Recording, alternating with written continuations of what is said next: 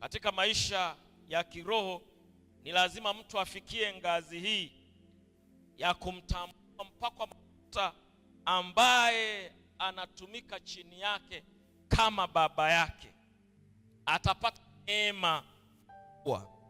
Na kwa nini ni muhimu kumpokea mpakwa mafuta anayekuhudumia kama baba yako wa kiroho? Kwa nini ni muhimu? Kizazi chetu cha leo hii hakitaki kuwa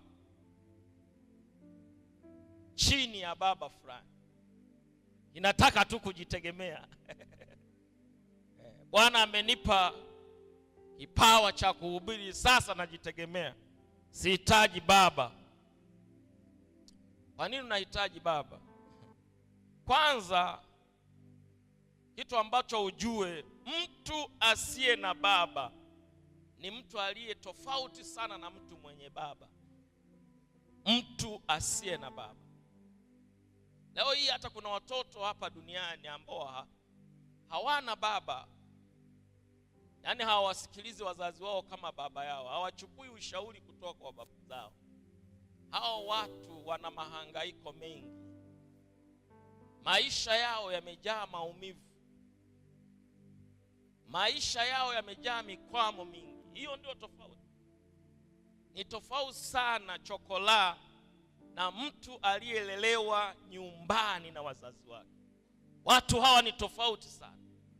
Hata wakiwa kazini, hata wakiwa kwenye biashara, ni tofauti sana. Maana kuna vitu ambavyo usipokuwa na baba unamisi, unavikosa. Maana mtu mwenye baba hupokea maelekezo ya maisha kutoka kwa baba yake. Pokea maelekezo ya maisha. Lakini asiye na baba hujiendea tu mwenyewe kwa akili yake, jinsi zinavyomtuma, ziwe zinampeleka mahali pa maangamivu, yeye twende. Alafu anajikuta amekwama, analia. Kuna watu mpaka wanalaani kuzaliwa. Kwa sababu gani? Wameyakataa mashauri ya baba zao. Ogopa sana kukataa mashauri ya baba yako. Haifai kuwa na baba wa kiroho. Kaa chini ya mtu mmoja atakayekufundisha. Na hata kama ukigraduate utoto, Bwana akakupa neema ukasimama kwa miguu yako na huduma. Sasa pale unageuka, badala ya kutafuta baba wa kiroho, unatafuta mentor. Unatafuta mshauri, mtu ambaye anaweza kukutapikia vitu, aliyekutangulia. Maana uhusiano wa baba na mtoto ni tofauti na mamenta.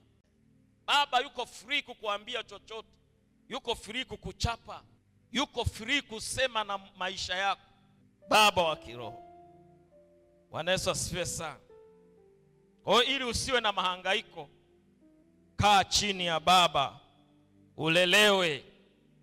Usijione wewe umepokea vitu vikubwa.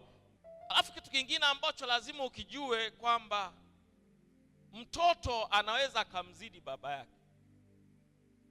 Hiyo ipo.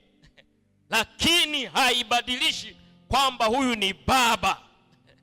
Bwana anaweza kukupa vipawa vikubwa, miujiza mikubwa. Unaweza kukupa kanisa kubwa kuliko la baba yako. Mungu anaweza kukupa huduma kubwa kuliko ya baba yako. Tena ndio hiyo furaha.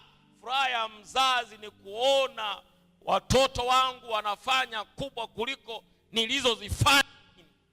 Ni baba mjinga tu ambaye mtoto wake akimzidi, yeye mtoto wake akawa na gari akauzika.